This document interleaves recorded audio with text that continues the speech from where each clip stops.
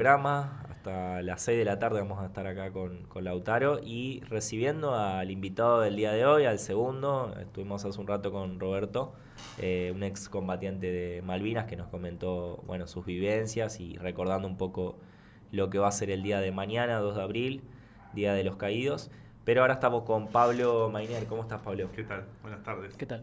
¿Todo bien? Todo bien, todo bien. Bueno, te presento brevemente. Pablo fue concejal de la ciudad de Santa Fe el año pasado, un breve tiempo por un reemplazo a Leandro González, pero se desempeñó también como director municipal de Derechos Ciudadanos entre 2019 y 2023. Es fundador de la ONG Hablemos de Bullying y de la Alianza Anti-Bullying Argentina. Justamente de ese tema te convocamos. Sí. Bueno, a raíz obviamente de lo ocurrido en San Cristóbal, lo veníamos comentando fuera del aire, más allá de que el abogado defensor hoy comentó que el agresor no sufría bullying, todos estos temas reflotaron en la sociedad santafesina, bueno, igualmente también en el resto del país. La primera pregunta que te quiero hacer es ¿por qué crees que este caso fue catalogado con tanta rapidez como un caso de bullying? Sí, ahí lo primero que yo diría es, ese día hubo como muchos testimonios, ahí bueno, jugó un rol importante los medios de comunicación, en mi opinión, de una forma desacertada, exponiendo menores de edad ante las cámaras y demás. Uno como que iba cambiando de canal y en un canal iban diciendo sí sufrió bullying y en otro no, muchas suposiciones, bueno, nada, eso para analizar, ¿no? Pero bueno, cuando son casos ahí así tan extremos y demás, tanta conmoción, es entendible de que sucedan este tipo de cosas. Y el tema del bullying salió constantemente, por algo sale. También hay que esperar a ver qué dice el diagnóstico, qué está haciendo la justicia, cómo está trabajando el Ministerio de Educación, porque bueno, también uno puede entender de que el abogado defensor diga una cosa y después salga otra en los diagnósticos. Así que bueno, tenemos que esperar, ¿no? Lo que sí, esto es un caso súper excepcional, pero no deja de ser no es un caso aislado, digamos, se da en un contexto que es un contexto donde la violencia está muy naturalizada, donde la escuela no deja de ser, en este contexto social, una caja de resonancia de un montón de problemáticas. De hecho, nosotros, que desde la experiencia con la ONG, que además con la Alianza Anti-Bullying en Argentina, tenemos información de todo el territorio en Argentina, vemos un montón de situaciones. De hecho, chicos que llevan armas y quizás no las usan, pero los descubren con armas blancas, situaciones de bullying extremo, autolesiones, consumos problemáticos, gran problema de salud mental también, depresión, ansiedad, cada vez más chicos, o sea, mucha complejidad en esta edad, en la adolescencia, que es una edad tan compleja. Así que bueno, esto nos viene como a poner sobre la mesa de que algo está fallando, estamos fallando para que, bueno, sucedan este tipo de hechos. En este caso, muy extremo, pero después, en el día a día, hay un montón de otras situaciones que tenemos que atender, ¿no?, con la juventud. Pablo, ¿cómo te va? Buenas tardes, te saluda Gabriel Romero de este lado. Yo quería consultarte, vos bien decías que últimamente se ven cada vez más casos de chicos con armas blancas, de fuego, y hay una tendencia de decir que las cosas de ese tipo pasan en otros países. Por ejemplo, decir, no, eso pasa en Estados Unidos. Ayer yo hablaba de esto y digo, siempre se dice lo mismo y no se trabaja sobre eso porque lo tienen como lejano, pero cada día, si vos te pones a ver noticias de todo el país, encontrás una noticia de que alguien fue armado, de que alguien fue a vengarse o a justiciarse de otro compañero en un ámbito de educativo. ¿Cómo estás viendo todo ese proceso que cada día se va complejizando más y bueno, tuvimos esta situación extrema que pasó en San Cristóbal? Sí, uno ve constantemente, sobre todo una naturalización de ciertas situaciones. Obviamente no es lo mismo en todas las regiones, no es lo mismo en las zonas urbanas que en las zonas más rurales, que en el interior del país, que lo que puede ser la realidad del conurbano bonaerense. O sea, este sistema educativo que tenemos nosotros federal, en cuanto cualquier cosa que uno analiza no puede generalizar porque la verdad que hay realidades muy distintas. Inclusive en un mismo barrio a veces tenés dos escuelas con dos proyectos educativos totalmente distintos. Entonces, no generalizando, sí lo que puedo decir es que en menor o en mayor medida la violencia, el insulto, el clima escolar enrarecido es algo que atraviesa la mayoría de las escuelas, porque además la mayoría de las escuelas carecen de un proyecto de convivencia escolar. Se rompió también mucho, en muchos lugares, el lazo entre la familia y la escuela. De hecho, en muchos lugares, la importancia de la escuela a nivel social, y eso va rompiendo, la autoridad docente también se rompió. Entonces eso va generando todo un clima muy difícil, que bueno, en algunas situaciones más complejas, donde los chicos tienen acceso quizás a armas o algún tipo de arma blanca y demás, esto se refleja en la escuela. Por eso uno no tiene que dejar de pensar en la cuestión social, porque cuando uno dice, bueno, en Estados Unidos es normal, y sí, bueno, porque allá el acceso a las armas es libre, por eso es bienvenido para que cuando quieran de vuelta instalar el tema del debate, que estuvo instalado sobre todo para la época de la campaña electoral, que estos ejemplos nos sirvan para bueno, mostrarnos, digamos, ese espejo que es Estados Unidos con una violencia que también está muy naturalizada, acceso libre de armas. Bueno, eso trae consecuencias. Lo social termina afectando a las instituciones y, bueno, en este caso a la escuela. Hay que hacer un replanteo de, sobre todo, el rol de la escuela, porque es digamos, el estamento del Estado que está más universalizado, digamos. Todos pasamos por la escuela, sí o sí, en su mayoría. A veces hasta la escuela, disculpame, Lautaro, sí. A veces hasta la escuela para muchos chicos es como un segundo hogar también, porque hay escuelas que también dan de comer. Hay escuelas que también tienen ese rol de asistirlos, de proteger, que muchas familias se rompen o no tienen esa contención para un chico, sobre todo en la edad, como vos decís, de la adolescencia. Sí, y además muchas veces con pocas herramientas, y claro. Eso es lo más difícil. Hay un estudio de Argentinos por la Educación, una organización que yo también trabajo ahí, una organización de Buenos Aires, que hace informes, ¿no?, con datos educativos. Y hay un informe muy interesante que analiza a partir de las pruebas a aprender, unas encuestas complementarias que se le hacen a los chicos de forma censal, es decir, a todos los chicos que están en primaria, sobre violencia familiar. Y el 54% te responde que la escuela es el lugar de confianza para ellos si sufren alguna situación en casa o si sufrieran alguna situación en casa. O sea, la escuela sigue siendo, sobre todo en la primaria, un lugar importante y no deja de ser, además del lugar donde uno adquiere conocimientos y hay que impartir información, contenidos y demás, es el lugar por excelencia de sociabilización. Entonces la escuela no puede perder ese rol. Entonces la escuela es ese lugar donde creamos nuestra ciudadanía, nuestra identidad, nuestra forma de vincularnos, de comunicarnos. Y muchas veces la escuela no pone foco en eso. Yo siempre digo, el proyecto de convivencia escolar tiene que ser igual de importante que el proyecto pedagógico. No pueden ir por separado, uno ser más importante que el otro, porque además, un chico que la pasa mal en un clima escolar hostil no va a aprender. Entonces, por más estrategias pedagógicas que yo tenga, no va a servir de nada, va a caer en saco roto, ¿no?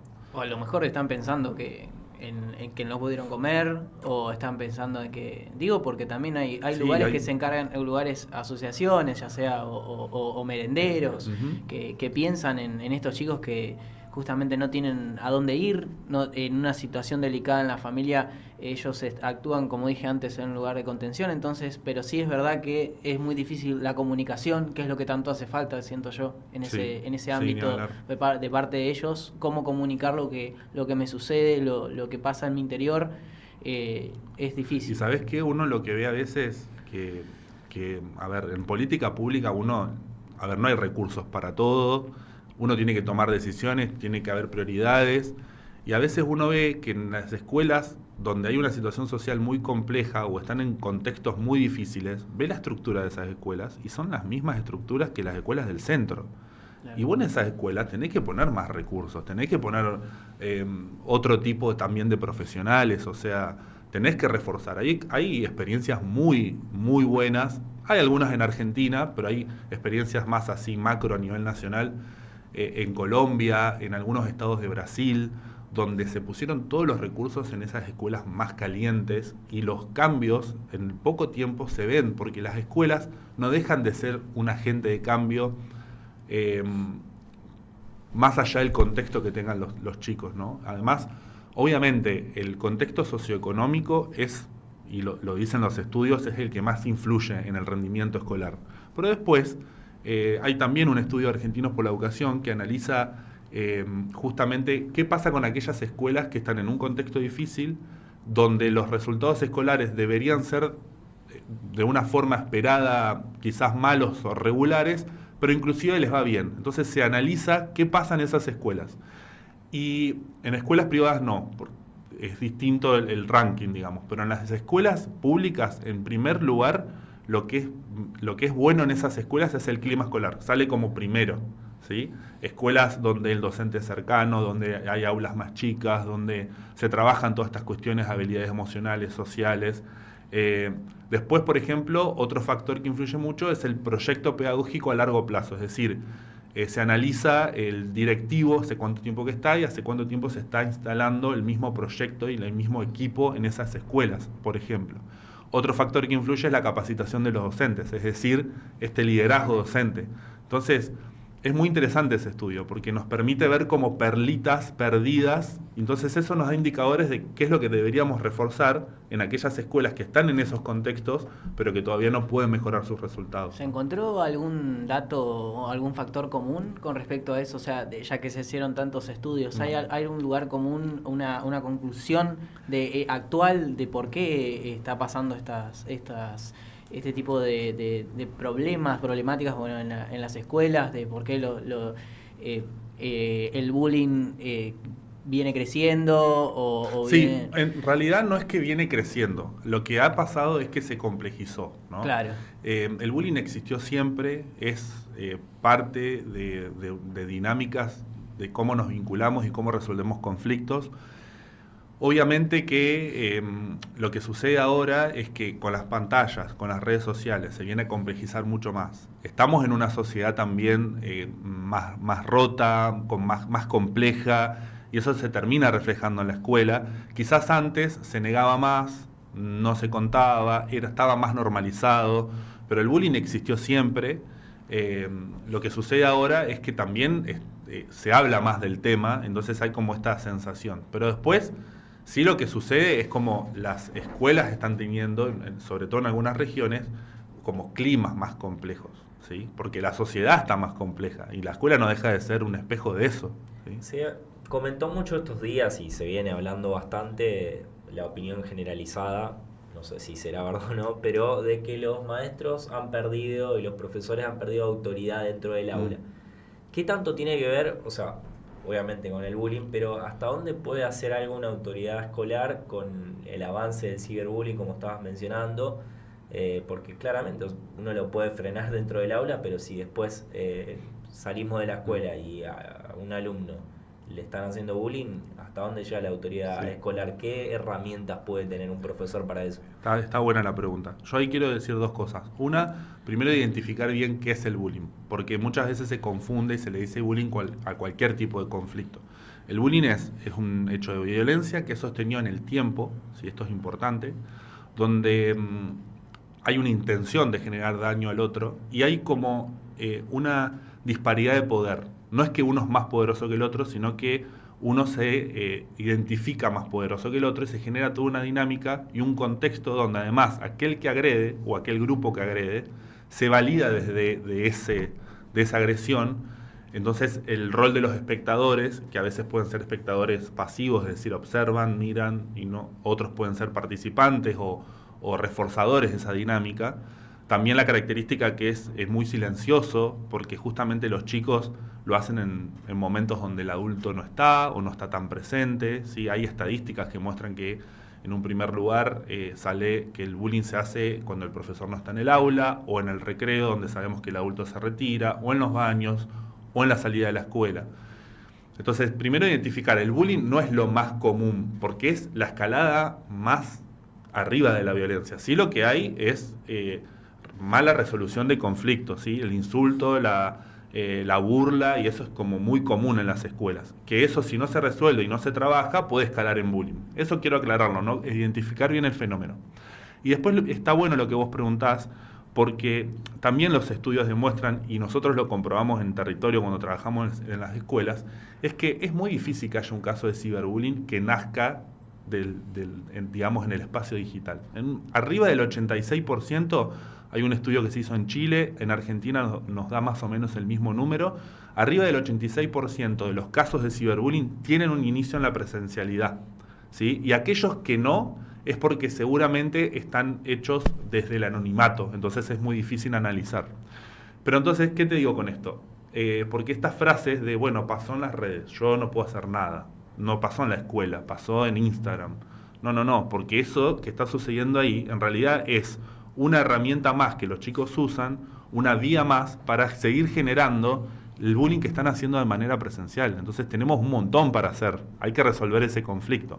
Obviamente que lo hace mucho más difícil porque juega el anonimato, juegan también, digamos, códigos que los adultos no entienden o plataformas que los alumnos no entienden. Para aquellos que no vieron la serie Adolescencia, que son 4 capítulos, está muy claro ahí, porque justamente la serie pone foco en cómo el mundo adulto, en sus diferentes estamentos, la escuela, la familia, la policía, está totalmente desconectado del mundo adolescente. Y lo refleja muy bien. Entonces, esa es mi respuesta. O sea, no existe el ciberbullying y que queda ahí en la estratosfera. Hay una base de un vínculo real en el que podemos intervenir como adultos. Otra pregunta así, quizás más obvia, ¿qué diferencia tiene como definición actual, digamos, entre ciberbullying y ciberacoso? ¿Hay una diferencia entre ellos dos? ¿Están vinculadas en algún punto hoy en la actualidad? No, en realidad uno, digamos, trataría de traducir la palabra bullying. Nosotros no lo hacemos, ninguno de los profesionales justamente que trabaja la problemática, porque el bullying es un fenómeno muy específico, ¿sí? Porque se da no necesariamente en la escuela, pero sí en edad escolar, porque esto puede pasar, por ejemplo, en un club, ¿sí? En otro ámbito que los chicos compartan. Es un fenómeno muy, muy puntual y no hay una palabra en español, porque uno podría decir, no sé, acoso escolar, pero no, porque sucede en otros lugares. El ciberacoso es más amplio, porque también se usa, por ejemplo, para lo que puede ser el hateo. El hatear a alguien, claro. No hay ahí una dinámica de bullying, claro. ¿Sí? O otro tipo de acoso que, por ejemplo, sufren mucho las chicas. Esto muy relacionado, por ejemplo, al sexting y todas esas situaciones. Entonces es como más amplio el término ciberacoso. Recién comentabas la serie Adolescencia. Yo tuve oportunidad de verla y me trae a la mesa una pregunta que tenía pensado hacerte respecto, bueno, en la serie se muestra la incredulidad de los padres al enterarse lo acontecido, ¿no? Te preguntaba qué debe hacer la autoridad docente ante caso de bullying. Bueno, ¿cómo hace el padre para identificar tanto si su hijo sufre bullying como si su hijo practica el bullying? ¿Hay alguna herramienta? Primero, que no hay que hablar de estas cosas cuando uno empieza a sospechar o esperar algún indicador. Acá hay que ir antes. Nosotros trabajamos mucho en lo que tiene que ver con la prevención. Entonces, lo primero que hay que decir es que los chicos tienen que sentir que el mundo adulto es un lugar seguro en el cual yo voy a poder hablar de lo que me pasa, de lo que sea, ¿sí? Además, muchos adultos creen que hay un miedo de, el miedo de que mi hijo sufra bullying. No, pero también tu hijo puede ser hostigador, también puede ser espectador. Entonces, estas conversaciones sobre estos temas hay que ponerlos sobre la mesa. Entonces, eso desde la forma más... Obviamente, nuestras capacitaciones y talleres son mucho más largas, es mucho más complejo. Sí. Inclusive no las doy yo, las da una psicóloga. Pero primero eso, el adulto presente y entablando diálogos con los chicos sobre estos temas. Y segundo, cuando empezamos a ver algún indicio, que el indicio no lo vamos a tener si nosotros le preguntamos a los chicos solamente cómo te fue en la escuela.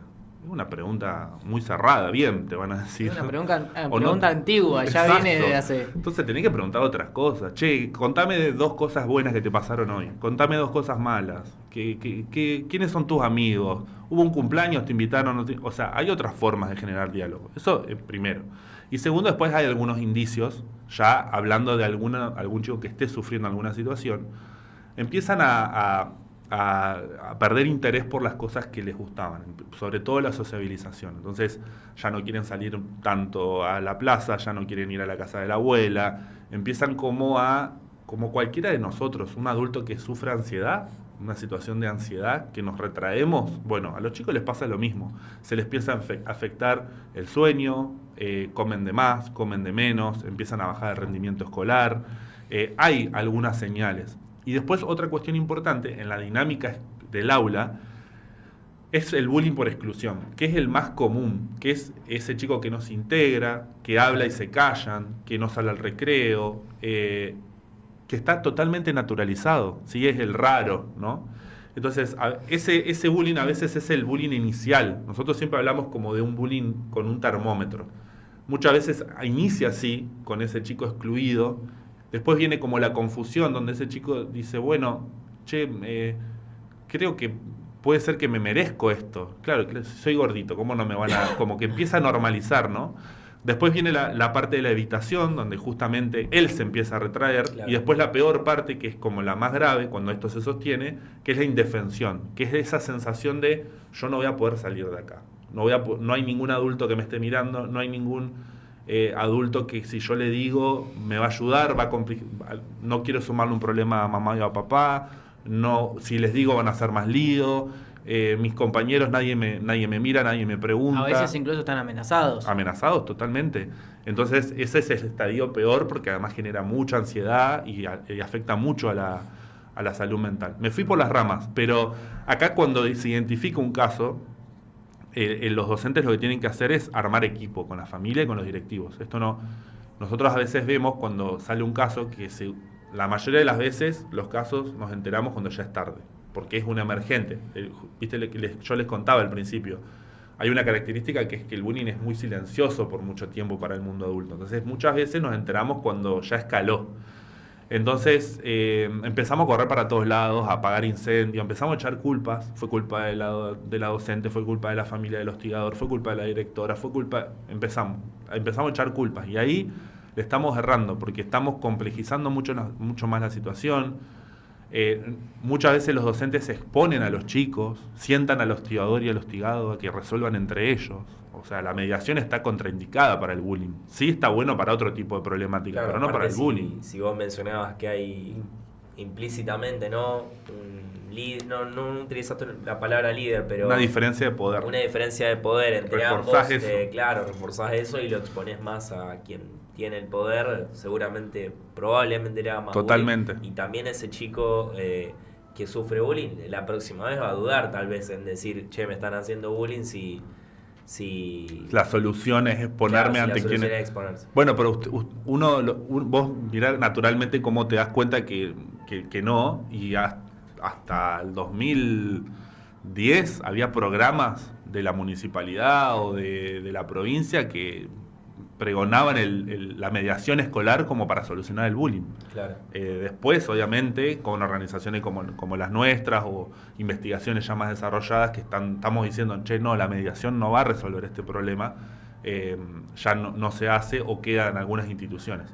Pero bueno, vemos también muchas veces que los docentes están como muy sobrepasados de un montón de cosas. Claro, sí. Como no se trabaja de forma preventiva, no hay un plan de convivencia escolar. Cuando hay un caso, tampoco saben cómo resolverlo. Y un protocolo que se hace y se esconde en un cajón o duerme en un cajón no tiene sentido. O sea, los protocolos tienen que ser vivos, tienen que ser participativos, tienen que tener instancias de capacitación, tienen que tener instancias donde los chicos también opinen, lo vean y vean, bueno, mi escuela, cuando hay un caso, lo va a resolver así. O sea, eso los empodera a los chicos, les da una voz. Y vemos que eso no pasa. Y muchas veces las escuelas no saben cómo. Y ahí está el rol del Estado. Y la situación, porque también vos mencionabas la situación docente tan compleja en nuestro país. Estamos viendo constantemente de marchas, de una situación precaria, también de este ausentismo que, bueno, si faltan se les descuenta al día por más que estén enfermos. Entonces, por ahí el docente está sobrepasado por muchas cuestiones. Si el docente es la persona por ahí que tiene que generar ese anclaje, o tiene que ser un psicopedagog, tienen que ser ambos, ¿cómo lo ves a eso? Bueno, eso es importante. Primero decir que no todas las escuelas tienen equipos de psicopedagogos y psicólogos. Eso en primera medida. Segundo, muchos que lo tienen son gabinetes muy cerrados, es decir, trabajan como a demanda, ¿no? Cuando hay un caso, con tipo tutoría, con los chicos más complejos, Claro. algo así, o resuelven algunas microsituaciones. Y lo que nosotros venimos diciendo los profesionales de este tema es hay que abrir el gabinete. Los psicopedagogos, los psicólogos que trabajan en las escuelas tienen que trabajar con todos los docentes, porque los que tienen que tener las herramientas sobre estos temas es todo el cuerpo, no solamente docente, los preceptores. La figura del preceptor en todos los estudios que se hacen en aquellas escuelas que hay es una figura muy fuerte. Entonces, Claro. imagínense lo importante que sería que esos preceptores tengan habilidades para trabajar todos estos temas. Entonces, muchas veces digo, esta escuela tiene psicólogos y lo tiene resuelto. No, porque muchas veces trabajan de forma cerrada, no tienen un programa de prevención. Trabajan como a demanda, muy también en algunas escuelas como muy reactivas, o sea, solamente cuando hay problemas. Y muy punitivas también algunas, ¿no? Claro, y de hecho, hay un estudio que hace poquito estuvimos difundiendo, hace 15 días, porque Argentina tiene por primera vez una herramienta propia científica para medir clima escolar. Nosotros no teníamos, hacíamos adaptaciones hechas en otros lados. El Centro de Investigaciones de Cuyo, del CONICET, con Alejandro Castro Santander a la cabeza, ya validaron, después de 2 años de trabajo, una primera herramienta de medición, el KC44, y es muy interesante porque, primero, bueno, ya tenemos una herramienta propia para medir, y esa herramienta muestra cómo las situaciones de acoso están asociadas a un montón de otras situaciones. Por eso nosotros insistimos tanto con el clima escolar. Porque cuando hablamos de bullying, muchas veces se cae como en la microsituación, el hostigador, el hostigado y los compañeros. Y no, hay todo un contexto que habilita para que eso pase, ¿no? El vínculo de la familia con la escuela, el tipo de liderazgo docente, el tipo de proyecto pedagógico y liderazgo directivo, el rendimiento escolar, la salud mental. O sea, son muchas las cosas que hacen que se genere un terreno fértil para que estas cuestiones sucedan, ¿no? Cómo se comunica esa escuela. Entonces hay muchas cosas, cuando uno analiza este estudio, ve que en aquellos lugares donde el acoso sale alto y ve las otras indicaciones, el vínculo familia-escuela da mal, el rendimiento escolar da mal, la comunicación y el insulto y cómo se comunican los chicos da mal. Es o mucho sea, no, más rápido, más preciso llegar al fondo del problema, digamos, sí, a través porque, de esta investigación. Claro, porque además y lo están haciendo en Mendoza, que es muy interesante, porque son 21.400 casos de chicos de 15 años, es decir, la mayoría de los chicos que están en segundo y tercero, y ellos a partir de estos resultados, que además lo tienen identificado por escuela, por región, la política pública puede tomar decisiones en relación a eso. Che, bueno, pará, en esta escuela me dio mal el vínculo de la familia. Listo, trabajo en eso. No me pongo si en esta escuela no me dio mal, no sé, la comunicación verbal, no trabajo en eso, trabajo en lo que le salió mal. Entonces, por eso es tan importante, muchas veces insistimos tanto con los datos, con la evidencia, con tomar decisiones en base a estudios. Entonces, bueno, celebramos un montón que tenemos esta herramienta y que, bueno, estaría bueno que lo podamos desarrollar en todo el país, ¿no? ¿Crees que en los últimos, habías mencionado que se cambiaron ciertas herramientas con respecto al bullying en los últimos años? En estos poquitos meses que ejerciste como concejal, ¿pudiste llevar a cabo alguna iniciativa con respecto al bullying? ¿Te gustaría, obviamente, seguro, hacer mucho más? Sí, es difícil, o sea, desde el consejo, la injerencia que tiene el consejo es en el ámbito municipal, la educación no deja de ser una responsabilidad de la provincia y de nación. Por suerte acá en Santa Fe tenemos el sistema de educación inicial, así que ahí se puede trabajar un montón. Yo presenté un proyecto, 2 proyectos vinculados a esto. Uno, sobre la cuestión del bienestar digital. Un proyecto para que desde el municipio pueda haber campañas, talleres y demás relacionado a todo lo que tiene que ver con bienestar digital. Pensado el bienestar digital de la forma amplia, es decir, repensar la crianza y la educación justamente atravesados por pantallas y justamente con todas las problemáticas que trae aparejado de las pantallas. Y otro proyecto es el proyecto del programa de crianza respetuosa. Nosotros cuando empezamos a trabajar bullying nos empezamos a dar cuenta que un montón de cosas que pasaban en la dinámica del bullying tenían que ver con los primeros años de vida y cosas que se hacen mal en casa, que son los estilos de crianza. que acá no necesariamente tiene que ver con una crianza violenta o una mala crianza, sino que tiene que ver con estilos de crianza. Hay estilos de crianza. Nosotros venimos de un estilo de crianza, quizás más yo, ustedes son más jóvenes, un estilo de crianza muy marcado, que es el estilo de crianza autoritario. El estilo de crianza autoritario es el que se basa en la amenaza, en ya vas a ver cuándo viene papá, en el castigo, en el no habilitar la emoción, porque está mal llorar, una crianza donde el adulto es como el dueño de la verdad y el chico no tiene ni voz ni voto, tiene que hacer lo que el adulto, bueno. Después, con los años, hubo como una contraola y nos pasamos de mambo y nos fuimos a la crianza permisiva, ¿sí? Que es igual de dañina que la crianza autoritaria, el chico sin límites. O sea, el chico necesita límites porque es parte de la necesidad del desarrollo.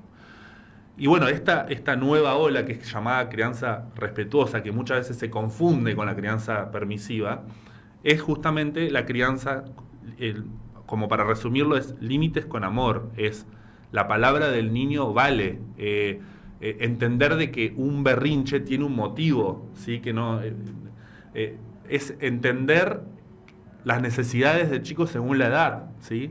Nosotros tenemos una mirada muy desde el adulto, es como, viste, no sé, por dar un ejemplo, el chico hace un berrinche en el supermercado, ¿no? Y nosotros nos horrorizamos porque estamos esperando que él actúe como actuaría un adulto en un supermercado, y él no va a actuar como un adulto en un supermercado, ¿no? Claro. Entonces, bueno, la crianza respetuosa, hay muchos libros y eso desarrollado sobre eso, genera chicos con mejor autoestima, con justamente las emociones como algo que es normal y que justamente ellos lo pueden identificar.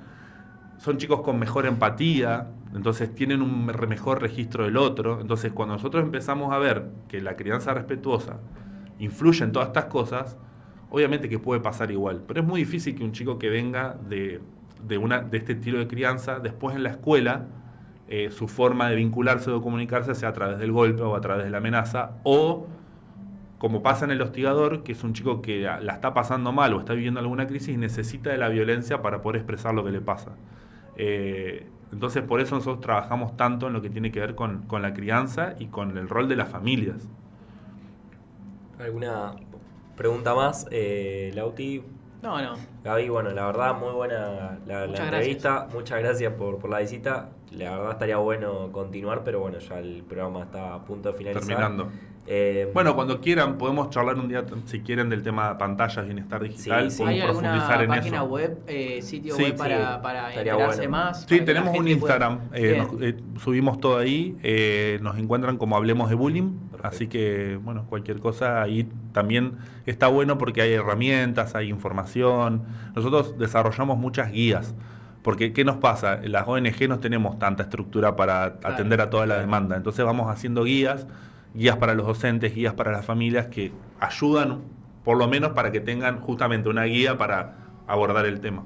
Bueno, creo que era importante también hablar de este tema más allá de lo ocurrido, porque obviamente, como vos decías, docentes, padres, los mismos personas que están en una misma aula y no interactúan también son partícipes necesarios para que suceda, así que en algún punto están todas las personas involucradas y estaría bueno que Santa Fe preste atención a esta temática y que próximamente veamos resultados positivos y que no sigamos naturalizando lo que pasó el otro día, más allá de que, como vos decías, puede ser o no bullying, mencionabas que todavía está por verse eso. Sí, no, y además es importante lo que decís. Nosotros lo decimos desde el lunes, todos los que estamos dando entrevistas, estuvimos muy conectados todos los que trabajamos en esto, y es todo bien, pasó esto, es gravísimo, estamos todos consternados. Bueno, el día después, ¿qué hacemos ahora?